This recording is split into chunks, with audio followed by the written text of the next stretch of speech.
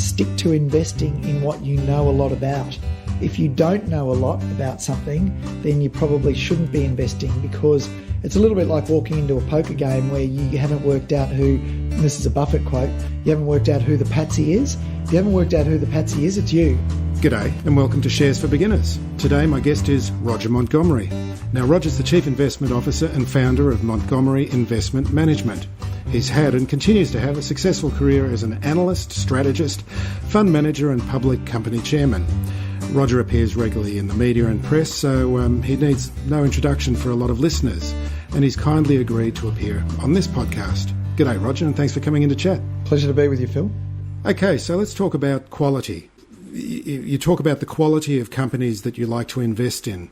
What does quality mean to you? Well, it can mean a variety of things, but we think of quality quite specifically. It's simply a company or a business that has the ability to generate very high rates of return on incremental capital. You can think of a bank account. It's got $10 million in it.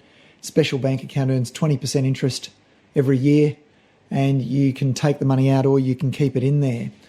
Well, in today's market, if you took the money out, the best you could probably get is 1.6% in a term deposit, so you'd rather keep it in there.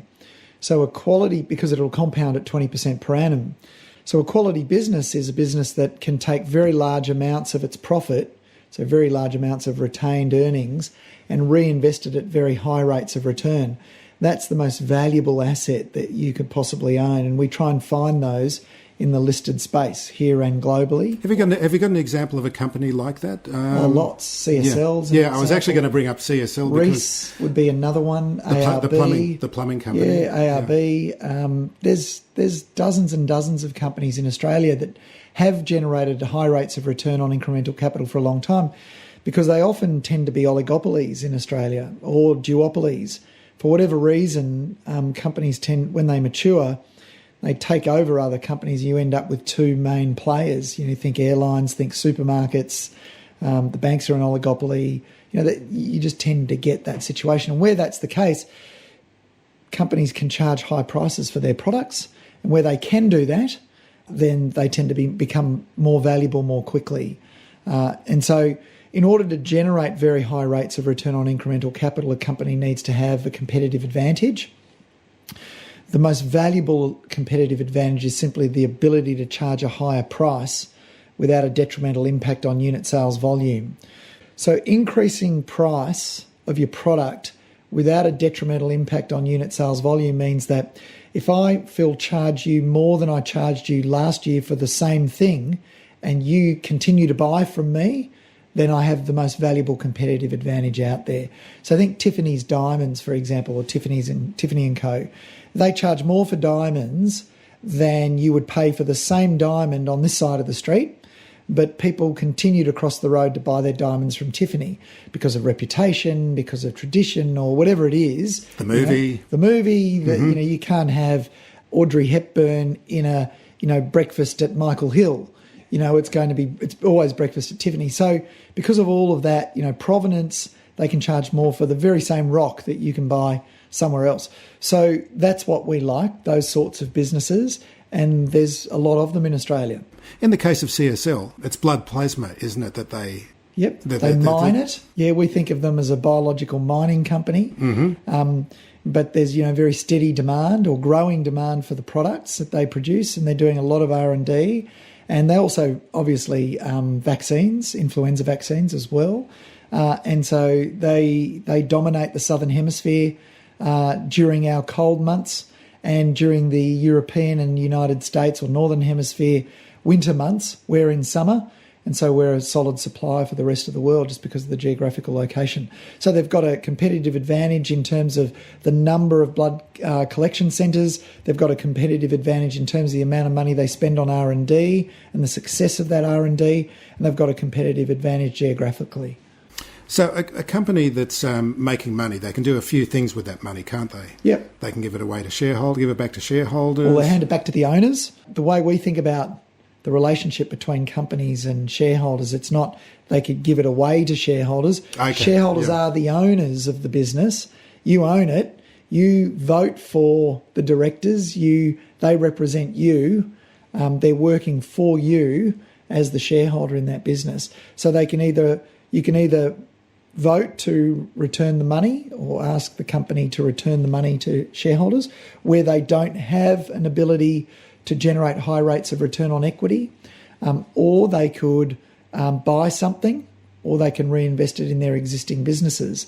Now, if they can't generate a high rate of return on their retained profits, they probably should pay it out and give investors an opportunity to invest that money at a higher rate elsewhere. The worst business to own is the business that doesn't have a competitive advantage, generates low rates of return on equity, and is forced to reinvest just to stay in the same competitive position.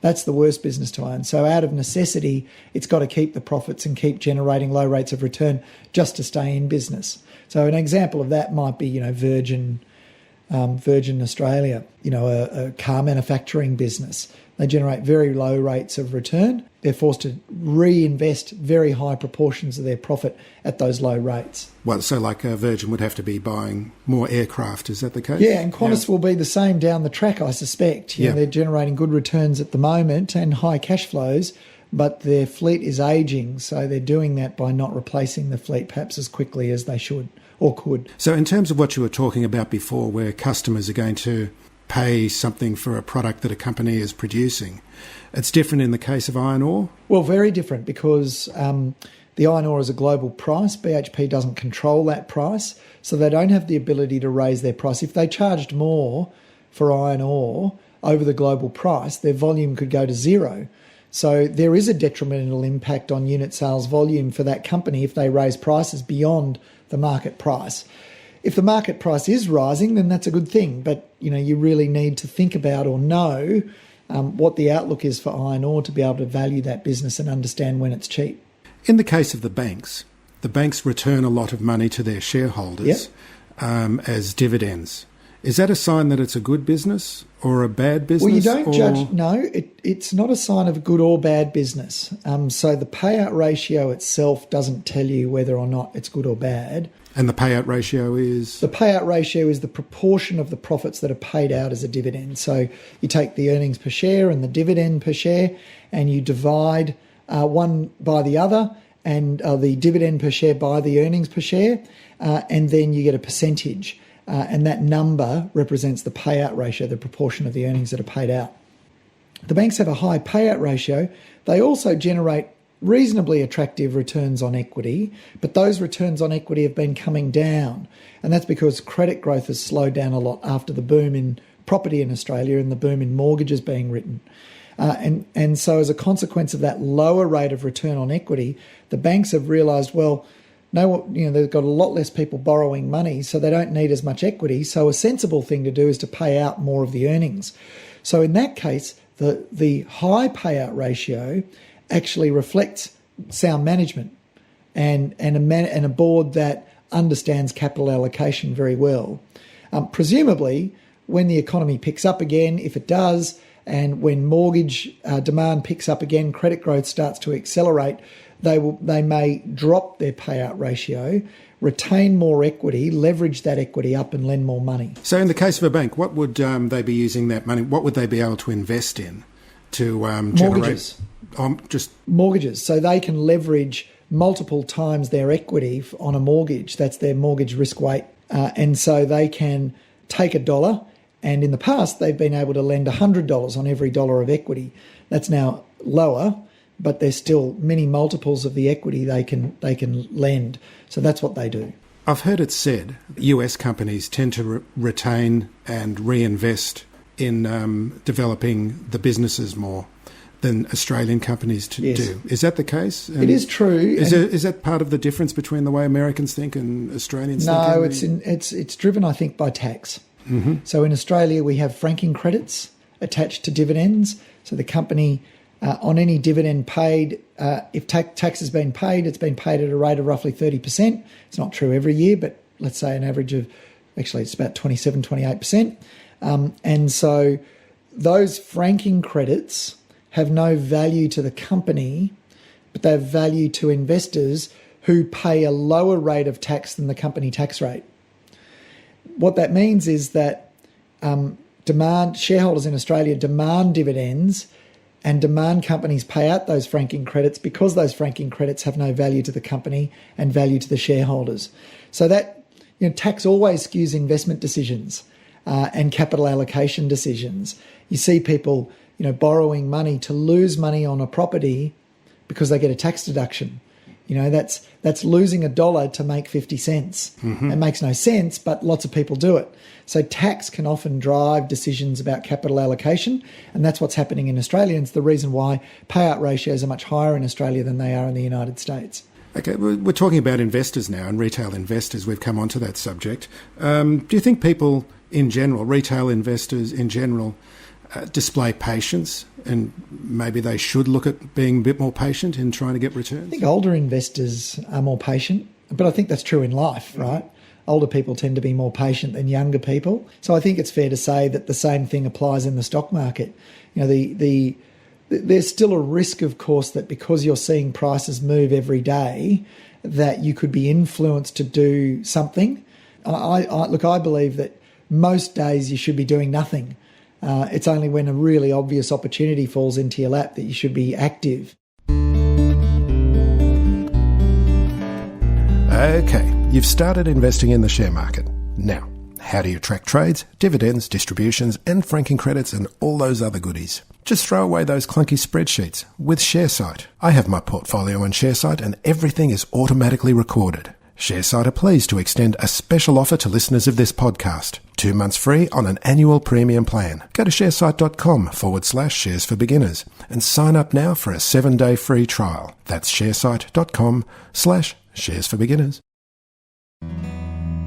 On another podcast, I heard you talking about different kinds of strategies, theses, value, growth, and momentum.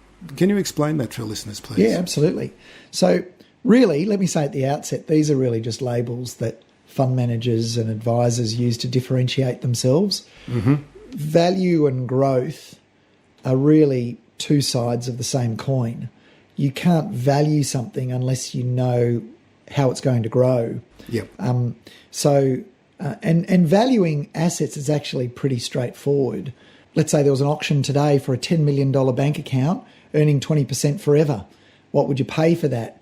Well, if we auction that off today and you said to yourself, I'm happy with a 10% return on my money, so you pay $20 million for that bank account. So it's got $10 million in it, but you're prepared to pay $20 million for that bank account because you're happy with a 10% return. So if you're happy with a 5% return, you could pay $40 million for that bank account. And so the lower the return you're willing to accept as your required return, the higher the price you can pay.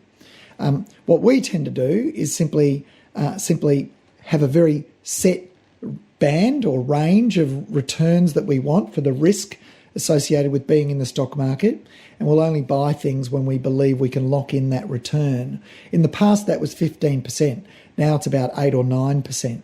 But we're certainly not going to chase things when they're offering a return of 1 or 2%, which in some cases we're seeing in the stock market today. So value is the flip side of growth. Ideally, you want to buy businesses that are going to be substantially larger in 5, 10 or 15 years from now. They will, and if they can generate high rates of return on equity and retain large amounts of capital, they will be a lot bigger in the future. They're the most valuable things to own. They're the most desirable assets to own. And you want to buy them when people are throwing them out with everything else. So that's value and growth and how we think about it. Momentum really doesn't care about any of those things. It's just buying the stocks that have gone up the most or you believe will go up the most. There are fund managers in Australia and around the world that have made a lot of money in recent years using pure momentum strategies. So all they're doing is buying the things that went up the most last month and last quarter and last year, believing that they'll go up the most next quarter, next month, next quarter and next year. And they've done very well doing that because the best performing stocks over the last 12 months have been the stocks that did the best the previous 12 months. So it works, but I think it's very dangerous because it doesn't really matter what the company does. It doesn't matter what its name is. It doesn't matter what the code is. It doesn't matter who's running it. You're just buying the things that go up the most. That's momentum. Are you an acolyte of Warren Buffett at all? Absolutely. Yeah. Yes, and Charlie Munger and Benjamin Graham and, a bunch of value investors that have been around the last 50, 60, 70 years. Yeah, it's. I've just started reading that biography, the famous biography of Warren Buffett. Snowball? No, American Capitalist. Oh, The Making of an American Capitalist. Yeah, very good book. And, Roger Lowenstein. But one of the quotes that I just heard about Warren Buffett is that he wants to invest in a company that could be run by his idiot nephew, because one of these days an idiot nephew will be running that company. Yes, yeah, that's true. We do believe that the business boat you get into is more important than who's rowing it. Having said that, though, in our small companies funds, management is vital because really the companies have so many hurdles in front of them in terms of growing the business, raising capital, often no competitive advantage, limited revenue. All of those hurdles, you really need some smart guys to navigate all of that. Eventually, a company will go from sort of emerging to more established. And when it's more established, you want to make sure that the processes, procedures and brand and the competitive advantage is there, because if the CEO is hit by a bus or resigns, you want to know that it can keep going and be successful. But of course, you do have the option to invest in the stock market. You've got the flexibility to get out very quickly if you need to. Small cap, can you just give us an idea of what size companies are involved in the small cap end of the market? Yeah, look, anything below a couple of $1 billion really is considered a small cap, and it can go all the way down to maybe $200 or $300 million. Anything below that's considered micro capitalisation, so very, very small. And in our small companies funds, we invest in the whole gamut. We invest all the way from the very, very smallest companies in our small cap funds all the way to the biggest companies in Australia in our domestic funds. So even micro caps? Yes, even micro caps. So is it much different trying to value those kind of companies as opposed to some of the bigger end of the market? Yes, it is, because... What's involved in that? Well, you have to estimate growth. So you've got to think about the timing. There are some companies where the growth is potentially more certain, and where that's the case, that's where we'll invest. If it's too hard to work out, we just won't invest. Having said that, there's often a lot of change in the industries that these companies are in. So thinking about what changes could threaten the growth of a company is very important when you're thinking about valuing them. It is a higher risk game. So in our small companies funds, we tend to have a lot more holdings, and they're much smaller positions in case we don't get it right. So you spread the bets basically Indeed. a bit more evenly. Indeed. I'm just going to go off script here for a moment because what's coming to mind is I'm a member of the Australian Shareholders Association for the last year. Know them very well. And they're fantastic. And I go to those meetings. And I present at them all I'm around sure you Australia. do. I'm sure you do. But I saw a presentation late last year and they were talking about the difference between a 20th century company and a 21st century company. And that's... Well, it tends to be sort of asset heavy, manufacturing based, and now it's very asset light, very brand based or platform based. Yeah. How does it affect your decisions in investing in some of these companies? Well, it's actually really interesting. So if a company is growing its audience, for example, and reinvesting a lot into customer acquisition, that is a good thing if you think at the end of that process it will be the only one standing. The problem is that companies, because money's so cheap at the moment and, it's freely given, it's a liability in people's bank accounts. They don't want it in their bank accounts because it earns so little. They're happy to throw it at research and development and startup companies. Then there's a risk or there's a belief that, that they'll all succeed.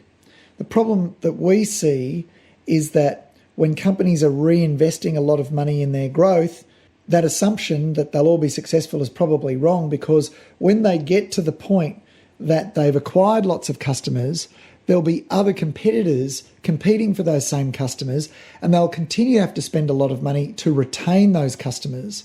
So the belief that, hey, we'll spend, like Uber, for example, we'll spend billions and billions of dollars or lose billions and billions of dollars today by becoming the biggest taxi company in the world, and then we can charge whatever we want because everyone else has gone broke. Well, guess what?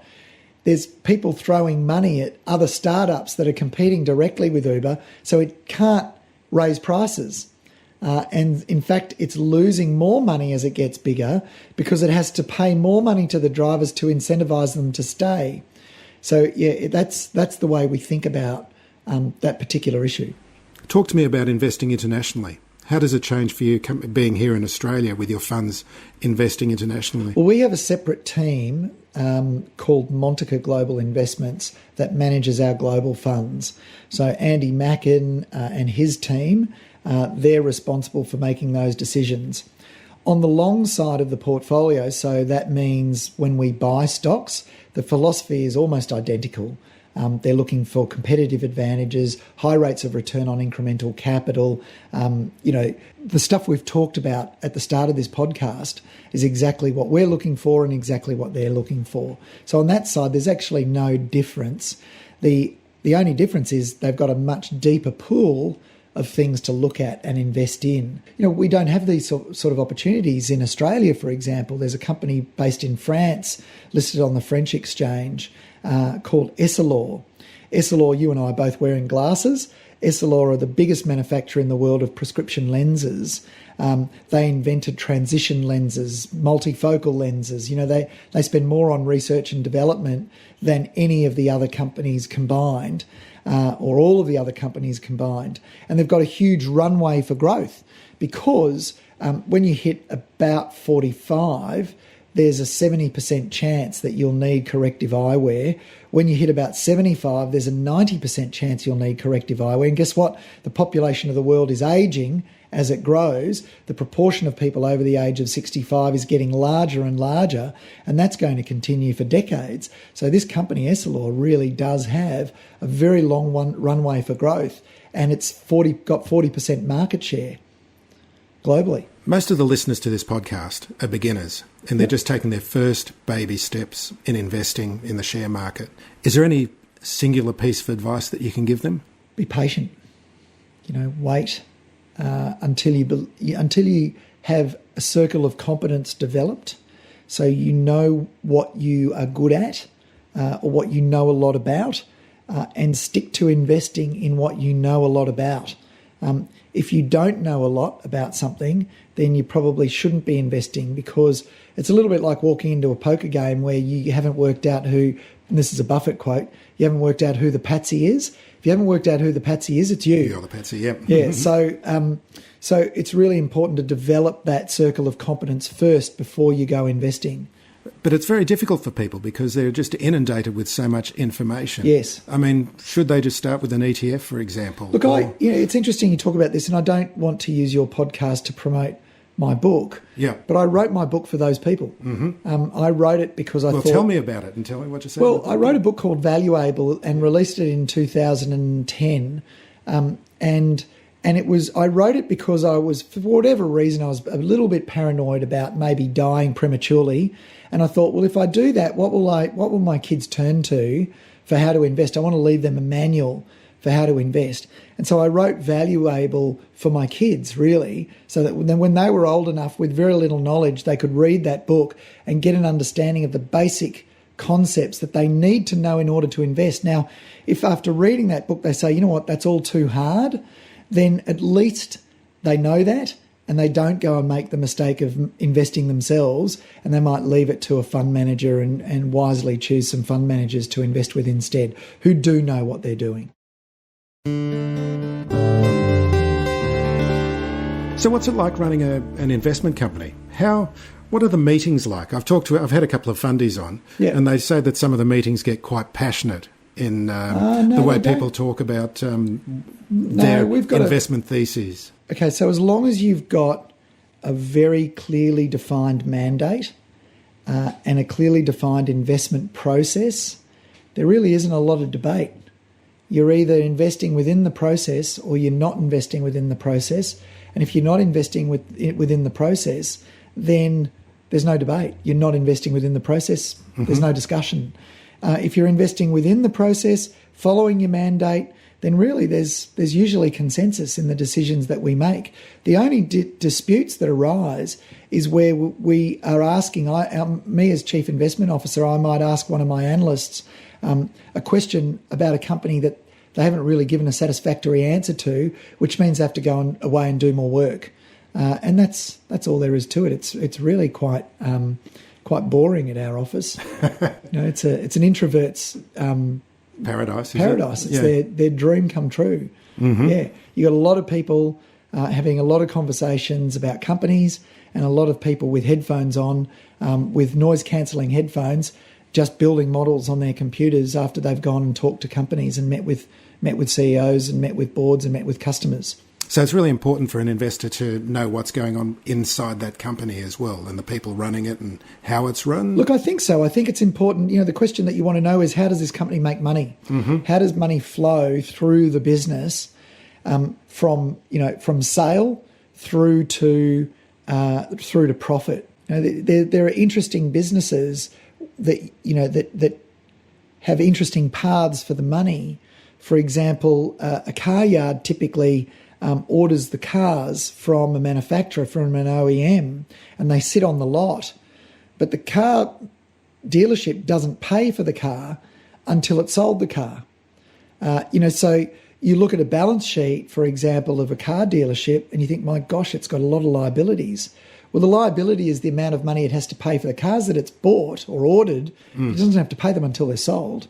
From a cash flow perspective, it's actually not as unattractive as it would look if you looked at the balance sheet.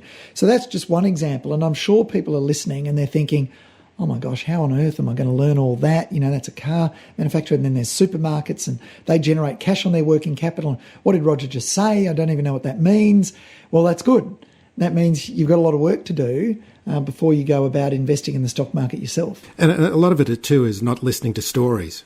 Because rather than looking at numbers, there's a lot of CEOs out there who are selling a story, sure, aren't they? And you've got to be careful that you just don't get excited and caught up in what you think is an exciting story. Yeah, technology is probably the greatest example of that. Mm-hmm. Throughout history, we've had new technology. And what tends to happen with new technology is that people see the potential for that technology to change the world, and they believe they're also going to change their financial fortune. Well, they do change their financial fortune, but often adversely, because new technology tends to benefit the consumer much more than it benefits the investor. So you think of things like the television. Well, in the United States, there's been a couple of thousand TV manufacturers since the TV was invented in the 40s or 50s. I think it was the 50s it was released. There's been lots and lots of TV manufacturers in the US. Today, none exist. You look at airlines, for example. Well, collectively, over time, they're making money now for the time being when interest rates are low, but oil price is low. But what we know is that in aggregate, since they existed, they've lost money. But it's been a huge benefit to consumers. It's been great for the world, but investors have lost money. I could go on. Car manufacturing, for example. There isn't a car manufacturer in the United States today that is profitable that wasn't bailed out at some point, either by the government or private equity. So the only one that hasn't been bailed out by government during the GFC was Ford, but it's been bailed out in the past by private equity. And so, cars changed the course of human history. If you'd been there when Carl Benz first drove the first patented car, or first patented horseless carriage, you could have thought, and his wife Berta drove it to another city, another town, to do the grocery shopping, you would have thought this is going to change the course of history. But no one made really any money, because how would you have picked the winning car manufacturer, given that in the US, for example, none exist today that haven't gone broke before? Okay, well, let's just finish up the interview, because I just wanted to get your thoughts for a downturn. Sure. Because a lot of people haven't really experienced a downturn, and even 2008, 2009 is a dim memory. Yes. What should people be thinking about in these times when things seem to be so good? Well, while interest rates remain very, very low, we probably won't get a downturn in the economy. Having said that, though, the caveat is that the stock market could fall at any time. And if the stock market fell and people were nervous about investing and they were nervous about growth, then that could be enough to slow their spending behaviour and slow their investing behaviour, and that could bring on a recession even with low rates. Alternatively, if inflation emerged and rates started going up, interest rates started going up, then that would probably end the boom too. So I don't know when these things will happen, but what I do know is that history has demonstrated that they will. I can't tell you when, I can't tell you how long it's going to be, but what I do know is that as sure as night follows day, we'll get a recession again somewhere in the world, the United States or China or Australia. We'll get a stock market correction. And so that's why if you're investing today, you need to have a long time horizon. That's why I said earlier, the first piece of advice is patience. Yep. I said to a friend of mine who's looking at investing many millions of dollars, I said to him yesterday, I wouldn't be investing this money today unless you can see through a 50% correction. And of course, the first thing he does is shock. Looks at me with terrible shock on his face. So I'm not saying it's not going to happen tomorrow. I don't know if it is or it isn't. But what I do know is you need to have a long enough horizon and invest only the amount of money you're prepared to see that decline and recovery. And I wouldn't invest all at once. I'd invest in tranches over time because obviously if it's called dollar cost averaging. If you have a fixed dollar amount of money and you're investing it regularly, you buy more units when they're cheap and less when they're expensive. Now, if the market just continues to go in a northeasterly direction, you're better off investing all your money today. But I struggle to believe that is likely to happen. There'll be bumps along the way and you want to take advantage of those. A 50% decline in a quality business is an opportunity. A 50% decline in a rubbish business, well, you're probably not going to get your money back. And so it's really important, to finish off the podcast by referring to what we talked about right at the start, which is quality. It's important that everything that I'm saying is appropriate for when you're buying quality businesses. It's not appropriate for when you're buying junk.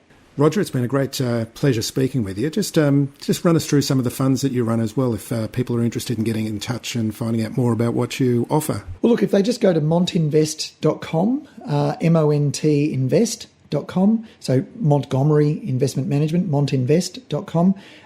We have a suite of funds that invest both domestically and globally. We're long-term investors. Unlike many other fund managers, we have the ability to hold cash. So we can hold high amounts of cash to protect investors when markets pull back. Why is that? What's the situation with cash? Why is that different to other? It's been a mistake to actually hold cash in a bull market. Mm-hmm. But what we invest for a lot of ultra-high net worth investors and what we know about people who are very wealthy is they care more about the preservation of their capital than the pursuit of additional gains. So when I talk to ultra-high net worth clients of ours and friends of mine, they'll say, Rog, I don't really care about whether I get the last 2 or 3% in a bull run. I just don't want to lose 40%. And so we use that cash as a protection measure. So the returns that you see when you look at our returns online, the charts that you see, often that's with 20 or 25% cash in the bank. So we're managing to protect capital and generate really attractive risk-adjusted returns. So when the market falls, as it did December a couple of years ago, October to December, we fell a lot less. In fact, we're one of the top performing funds in Australia during that period. And that matters a lot to our clients. So that's why we have cash in our portfolios. A listener wrote to me asking about bonds, having some sort of bond exposure. They were talking about an ETF that invested in Australian government bonds. Is that a worthwhile thing to have in any portfolio to protect capital? Yes, if you believe that bond interest rates aren't going to go up, because you can make capital losses on bonds if interest rates go up. If interest rates go up, there's an inverse relationship between price and yield. If the yield goes up, the price has to come down. So you can still make a capital loss. And what I'm most concerned about is that the bond market and the stock market currently have a very high correlation. They tend to move in sync. So you're not really getting as much diversification in bonds as you thought you were when there wasn't that correlation. They're moving together at the moment. So if the stock market goes down, the bond market tends to go down and vice versa. That means you're not getting diversification. So just think about that when you're thinking about bond investments. Roger Montgomery, thank you very much for coming on the podcast. A pleasure, Phil. Yeah, it's been great talking. Thank you. Okay, no problem at all. Easy. Shares for Beginners is for information and educational purposes only. It isn't financial advice and you shouldn't buy or sell any investments based on what you've heard here. Any opinion or commentary is the view of the speaker only, not Shares for Beginners. This podcast doesn't replace professional advice regarding your personal financial needs, circumstances or current situation. Thanks to Christopher Soulos for music production with that special Greekalicious flavour. Remember, music always flows, even when the money won't.